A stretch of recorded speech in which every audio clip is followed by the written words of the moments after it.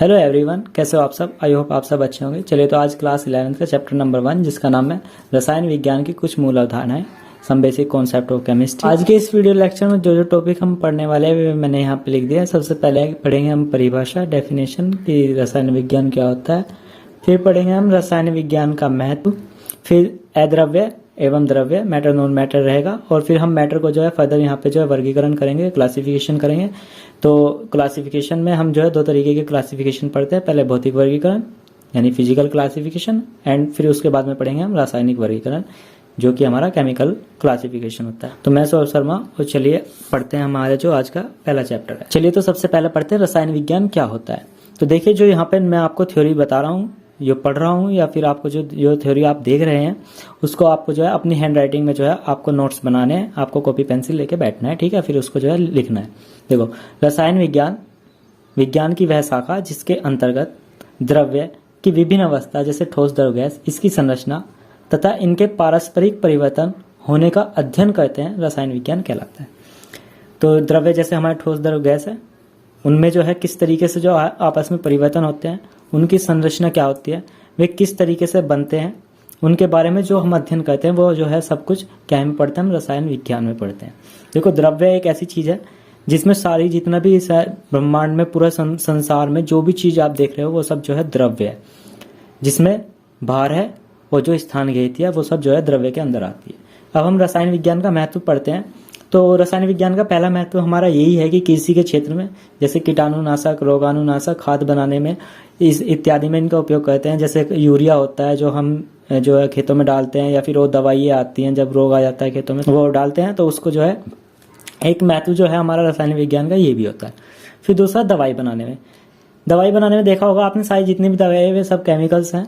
तो दवाई बनाने में जैसे हम यहाँ पे कुछ इंपॉर्टेंट सी जो दवाई हैं जिनके नाम है उनको यहाँ पे पढ़ते हैं। जैसे सिस्प्लेटिन एवं टैक्सोल का उपयोग जो है कैंसर के उपचार में किया जाता है। और एजियोथाइमिन जिसको AZT कहते हैं, इसका उपयोग करते हैं हम एड्स के उपचार में, ठीक है। पहला तो हमारा रसायन विज्ञान का महत्व दूसरे नंबर का ये है।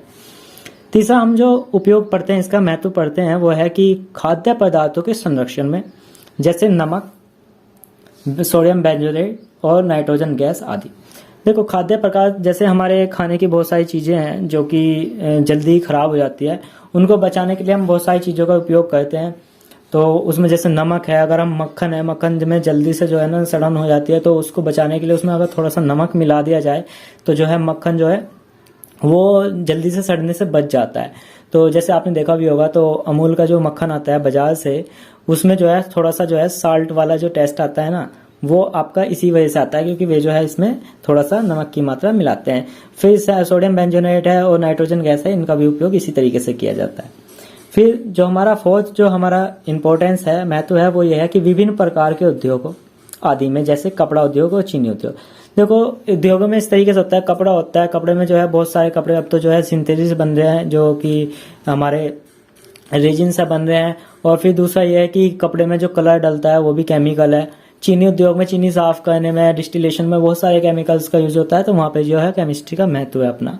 फिर हमारे जो यहाँ पे फिफ्थ पॉइंट है वो है कि युद्ध के क्षेत्र में जैसे परमाणु बम बनाने में, एटम बम बनाने में, फिर आपके ग्रेनेड बनाने में, तो इन सब में जो है बारूद बनाने में, गोली में बारूद जो होता है, गन मेटल, ये सब बनाने में जो है केमिस्ट्री का बहुत ज्यादा उपयोग है। तो युद्ध में तो काफी ज्यादा करते हैं, जैसे रॉकेट वगैरह सब में जो है केमिकल्स के काम होते हैं, रॉकेट ईंधन है, उन सब में जो है केमिस्ट्री का बहुत ज्यादा महत्व है। फिर इसके बाद हम अद्रव्य पढ़ते हैं। हमारी जो थर्ड हेडिंग थी वो थी अद्रव्य तथा द्रव्य।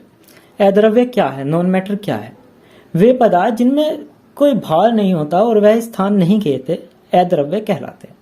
देखो, कोई भी ऐसी चीज जिसमें भार भी ना हो और कोई स्थान भी ना गिरे वो अद्रव्य कहलाते हैं। और अद्रव्य क्या है, इसको हम जो है अपनी आंखों से देख भी नहीं सकते। जो हमारे 5 सेंस है, आंख, कान, नाक, त्वचा जो है, ये हमारे 5 सेंस है, इनसे जो है हम इसको डिटेक्ट नहीं कर पाते, इनसे हम जो है देख नहीं पाते, उनको महसूस नहीं कर पाते। ऐसी चीजें जो है क्या होती है, ये क्या कहलाते हैं, अद्रव्य कहलाते हैं, ठीक है। जैसे भावनाएं दूसरे की भावनाएं का हमें क्या पता चलेगा, हम आंख से नहीं देख पा रहे उसे, या फिर हाथ से छू के नहीं पता चल रहा, कुछ नहीं हो रहा, तो हमारे जो 5 सेंस है उससे हम पता नहीं लगा पा रहे हैं। तो ऐसी चीजें क्या कहलाती है, अद्रव्य कहलाती है। देखो, अद्रव्य को 5 इंद्रियों द्वारा किसी से भी अनुभव नहीं किया जा सकता, ठीक है। फिर हम पढ़ते हैं अब नेक्स्ट, मैटर क्या होता है। द्रव्य क्या है?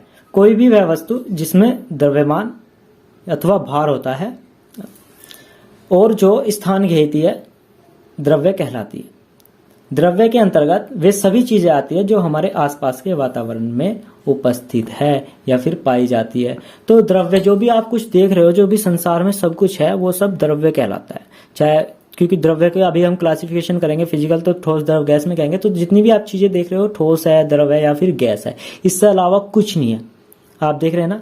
फिर जो है आपकी दो इसकी अलग होती है स्टेट, ठोस, द्रव, गैस, और जो है हमारी बोस आइंस्टाइन होती है, प्लाज्मा होती है स्टेट। तो वे दो स्टेट थोड़ी अलग होती है।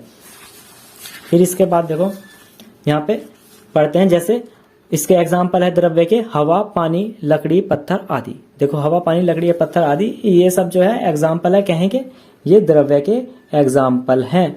अब देखो, आप कहते हो कि हवा को कैसे हम द्रव्य में माप रहे हैं, ना तो ये हवा स्थान घेरती या फिर इसमें वजन नहीं होता हवा में। तो एक चीज देखो, जब हवा में वजन, आप कहते हो स्थान नहीं घेरती, मैं कहता हूं कि आप एक गुब्बारा लीजिए और उस गुब्बारे में जो है हवा भरिए। तो हवा भर के देखोगे तो गुब्बारा क्या होगा, गुब्बारे में स्थान घेरेगी हवा अपने आप। गुब्बारा पहले छोटा होता है, फिर वो फूलकर बड़ा हो जाता है, तो स्थान घेरती है। तो एक सेंस से हमारे डिटेक्ट हो गया, तो क्या हुआ, इसमें ये स्थान घेरती है, तो क्या कहलाती है, द्रव्य कहला रहा है, इसीलिए तो कहला रहा है। फिर द्रव्य को कम से कम एक इंद्रिय द्वारा अनुभव किया जा सकता है। अब आप, हवा है, हवा अगर आपके हाथ पे छू के जाएगी, एक तेज हवा चल रही है, हाथों पे आप देखोगे, हाथ पे तो वो आप महसूस करोगे, आप कानों से महसूस कर सकते हो उसको। हवा जब चलती है, कोई आपके कान में फूंक करेगा तो आप उसे महसूस कर लोगे ना हवा को।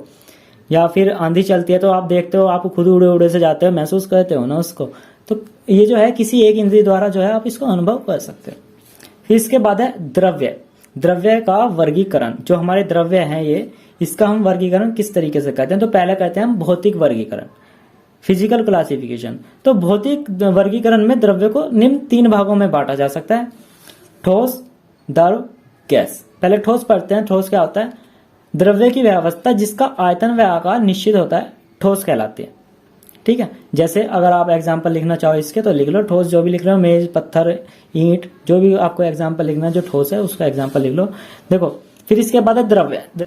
तो ऐसी अवस्था द्रव्य की जिसमें आयतन निश्चित हो और आकार उसका अनिश्चित, तो ये कहलाएगी द्रव। जैसे आप पानी है, 1 लीटर पानी लिया तो उसका आयतन तो निश्चित है, 1 लीटर है, लेकिन अगर आप उसे जग में करोगे तो जग जैसे हो जाएगी, उसे कप में करोगे कप जैसी हो जाएगी, ग्लास में करोगे तो ग्लास जैसा आकार ले लेगा, ये द्रव। तो ये क्या द्रव्य, तो क्या कहते हैं इसको, द्रव कहते हैं। फिर इसके बाद गैस। गैस क्या होती है, ना तो इसका आयतन निश्चित होगा और ना ही आकार निश्चित होगा, तो ऐसा द्रव्य क्या कहलाएगा, गैस कहलाएगा। जैसे ऑक्सीजन, नाइट्रोजन, उसको जो है आप किसी भी उसमें भर लो और उसके जो आयतन है वो भी निश्चित नहीं होगा, कि आयतन भी आप उसको निश्चित नहीं पाओगे। फिर इसके बाद हम इसमें पढ़ते हैं ठोस, द्रव की व गैस की तुलना। ठोस, द्रव व गैस की तुलना। तो पढ़ते हैं सबसे पहले कि ठोसों का, इसमें गुण हमने यहाँ पे इधर की साइड लिख दिए हैं, यहाँ पे ठोस, यहाँ पे द्रव, ये गैस।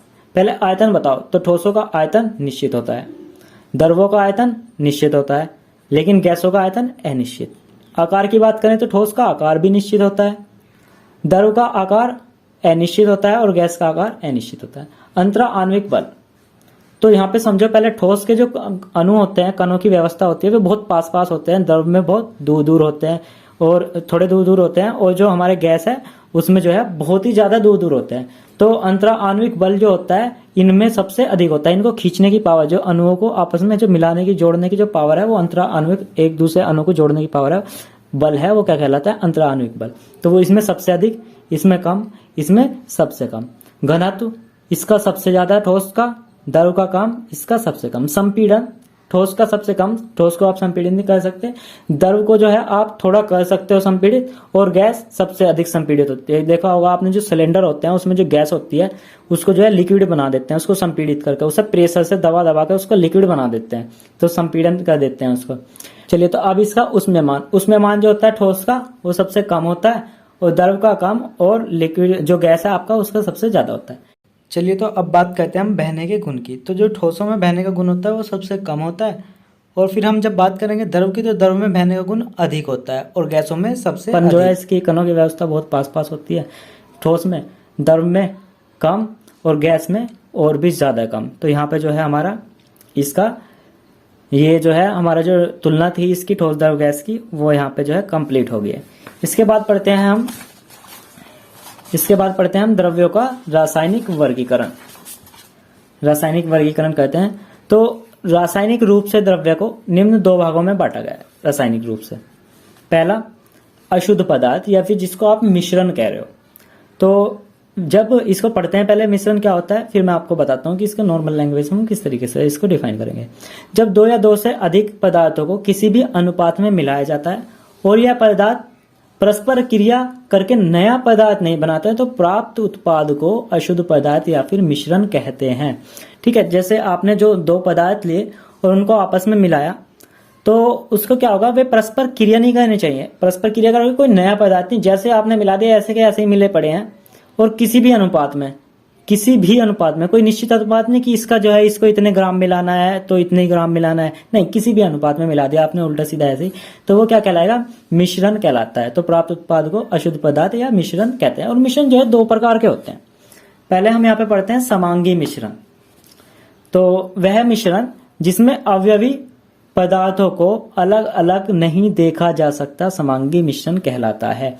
तो समांगी मिश्रण क्या होता है, मान लीजिए ये था यहाँ पे दूध और इसमें मैंने मिलाया पानी। तो अब मैंने दूध में जब पानी मिलाया तो ये कुछ इस तरीके से हो गया, थोड़ा सा इस तरीके से दूध, ये बन गया मिश्रण। ठीक है, मिक्सचर हो गया। ठीक है, मिश्रण। तो अब बताओ आप कि जब मैंने इसमें जो पानी मिलाया है दूध में, तो तुम दूध में पानी को अलग अलग देख पा रहे हो, नहीं देख पा रहे ना, तो ये क्या कहलाया, समांगी मिश्रण कहलाया। चलिए, तो ये जो है समांगी मिश्रण का आपको आई होप समझ में आ गया होगा। फिर इसके बाद विषमांगी मिश्रण। तो वह मिश्रण जिसमें अवयवी पदार्थों को अलग अलग देखा जा सकता है विषमांगी मिश्रण कहलाता है। जैसे जल व रेत, जैसे हमने यहाँ पे एक गिलास में यहाँ पे पानी लिया जल, और इसमें मैंने क्या किया, इसमें मैंने थोड़ा सा रेत डाल दिया, तो रेत के पार्टिकल को हम इसमें अलग अलग देख पा रहे हैं। तो ये कैसा मिश्रण कहलाया, हमारा विषमांगी कहलाया। कैसा कहलाया, विषमांगी मिश्रण। ठीक है, मिक्सचर, क्योंकि हम इसमें जो है अलग अलग देख पा रहे हैं। ठीक है, आंखों से हमें अलग अलग दिख जाएगा। जैसे अगर आप एक गिलास पानी में, तो ये तो एग्जांपल हो ही गया। इसके अलावा एक और एग्जांपल देखो, तो अगर हम इसमें जो हमारा पानी है उसमें अगर थोड़ा सा तेल की बूंदे डालते हैं तो तेल की बूंदे ऊपर रह जाती है और पानी जो है वो नीचे रह जाता है। तो उसको हम अलग अलग जो है देख पाते हैं ना आंखों से। तो ये कैसा मिश्रण कहलाया, वो आपका वो कहलाया विषमांगी मिश्रण। और इसके बाद हम सेकंड पढ़ते हैं शुद्ध पदार्थ। शुद्ध पदार्थ वे पदार्थ जिनमें किसी भी प्रकार की अशुद्धि नहीं होती है शुद्ध पदार्थ कहलाते हैं। यानी निम्न दो प्रकार के होते हैं जो शुद्ध पदार्थ है, सब्सटेंस, वे दो प्रकार के होते हैं। पहला है तत्व, जिसको एलिमेंट कहते हैं। वे पदार्थ जो एक ही प्रकार के परमाणुओं से मिलकर बने होते हैं तत्व कहलाते हैं। जैसे देखो, जो कार्बन है, कार्बन के अंदर एक ही प्रकार के परमाणु होंगे, और परमाणु जब होंगे एक ही प्रकार के परमाणु, तो इसी तरीके से उन एक जगह बढ़ लिया हमने एक ही प्रकार के परमाणु, जैसे carbon carbon carbon carbon carbon, एक ही प्रकार के परमाणु है। तो एक ही परमाणु के जो हमारा पदार्थ होता है, सब्सटेंस होता है, वो क्या कहलाता है, तत्व कहलाता है। क्या कहलाता है, तत्व। एक ही प्रकार के, इसमें बहुत सारे होंगे। जैसे हम कार्बन की बात करें तो कार्बन में बहुत सारे होंगे। ठीक है, तो ये क्या कहलाता है, तत्व कहलाता है, एलिमेंट कहलाता है। ठीक है, जैसे कार्बन, नाइट्रोजन, ऑक्सीजन आदि। ठीक है, ऑक्सीजन आदि। ठीक है, पीरियोडिक टेबल में जितने भी रखे हुए हैं वे सब जो है एलिमेंट है, क्योंकि उसमें एक ही जैसे परमाणु होते हैं।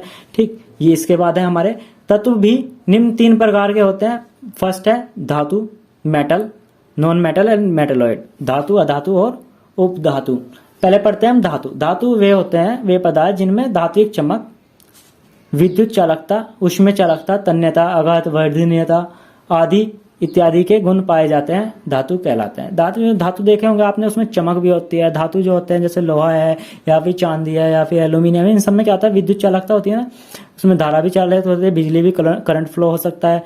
और उसमें चालकता, अगर आप उसको एक साइड से हीट करते हो तो उसमें जो है दूसरी साइड से सिरा एक छड़ लीजिए उसकी धातु की, उसको जो है एक तरफ से गर्म कीजिए तो वो दूसरी तरफ से भी अपने आप जो है हीट होने लगने लगती है, गर्म होने लगती है। धीरे धीरे जो है उसमें प्रवाह होता रहता है उष्मा का।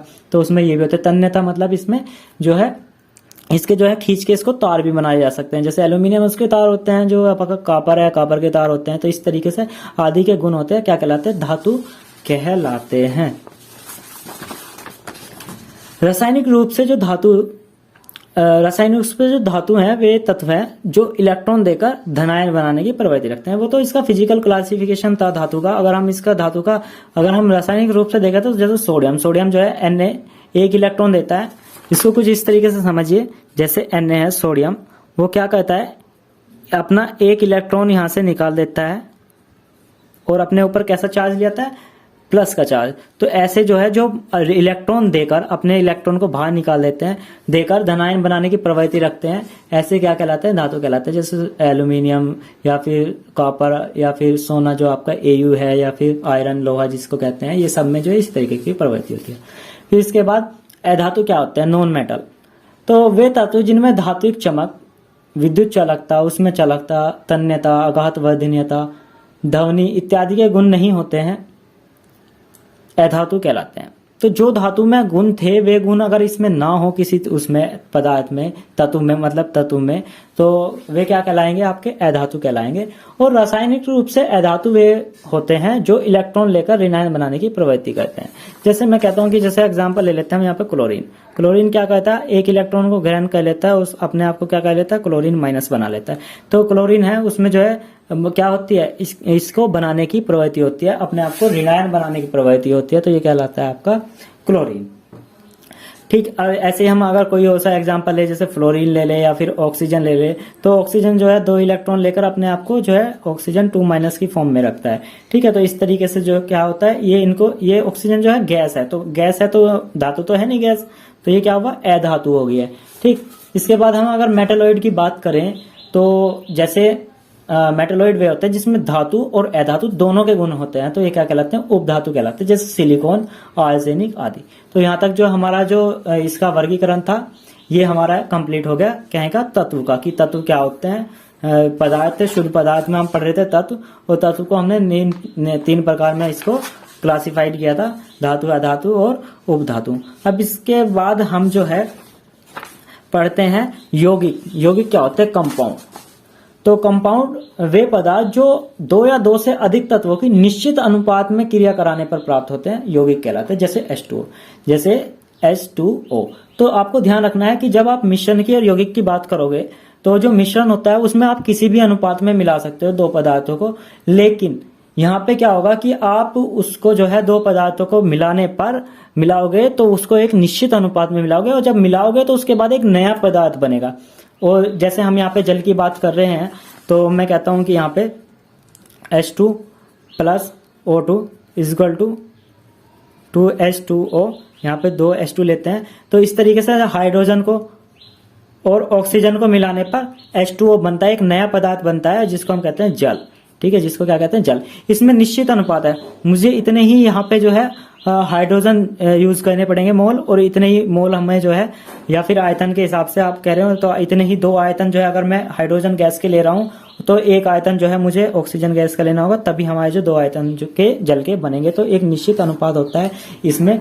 और जब हम फाइनल प्रोडक्ट बनाते हैं तो इसमें भी जो अनुपात होता है वो भी निश्चित होता है। तो यहाँ पे होता है 1/8 का रेशियो होता है, तो इसका भी अनुपात जो होता है निश्चित होता है। जैसे अमोनिया को भी इसी तरीके से है। तो आपके यौगिक होते हैं वे हमेशा समांगी होते हैं, और मिश्रण जो होता है वो समांगी या विषमांगी कैसा भी हो सकता है।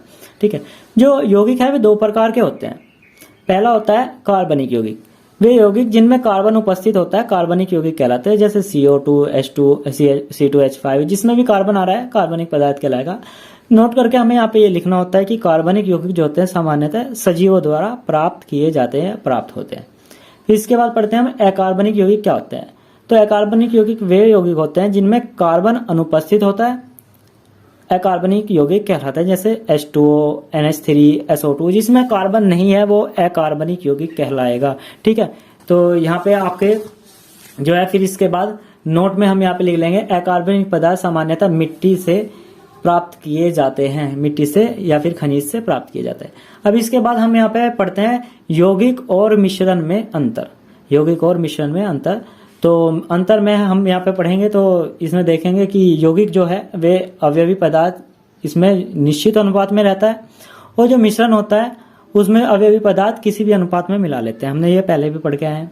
ठीक है, जो यौगिक होता है वो समांगी होता है, और मिश्रण क्या हो सकता है कि समांगी भी हो सकता है और विषमांगी भी हो सकता है। जो यौगिक है उसके गलनांक व क्वथनांक निश्चित होते हैं। जैसे वाटर है, उसका गलनांक जो हमारा क्वथनांक है वो 100 डिग्री सेल्सियस निश्चित है। लेकिन जब कोई मिश्रण बनता है तो मिश्रण का जो होता है गलनांक व क्वथनांक निश्चित नहीं होता, उसका हमें पता नहीं होता, कितना भी हो सकता है, ठीक है, क्योंकि हमें पता नहीं है वो उसमें किस अनुपात में अवयवी पदार्थों को मिला रहे हैं। फिर इसके बाद इसके एग्जाम्पल लिखे तो जैसे H2O CH4, और इसके लिखे जैसे दूध में जल मिला दिया या फिर जल में रेत मिला दिया। तो इस तरीके से ये तो समांगी का एग्जाम्पल हो गया और ये विषमांगी का हो गया यहाँ पे। तो इस तरीके से यौगिक और मिश्रण में अंतर को हम यहाँ पे स्पष्ट कर सकते हैं, इसको समझा सकते हैं। तो आई होप आपको जो है ये वीडियो लेक्चर्स पसंद आया होगा। अगर आपको टेलीग्राम ग्रुप को ज्वाइन करना है तो उसकी लिंक मैंने डिस्क्रिप्शन में दी है, और वीडियो को लाइक करना मत भूलिएगा। तो वीडियो को आपको लाइक कर देना है और चैनल की प्लेलिस्ट पे जाइए और वहां से जो है आप अपनी क्लास के जो भी चैप्टर्स हैं उनकी वीडियो को देख सकते हैं चैनल की प्लेलिस्ट पे जाकर। Okay, thanks.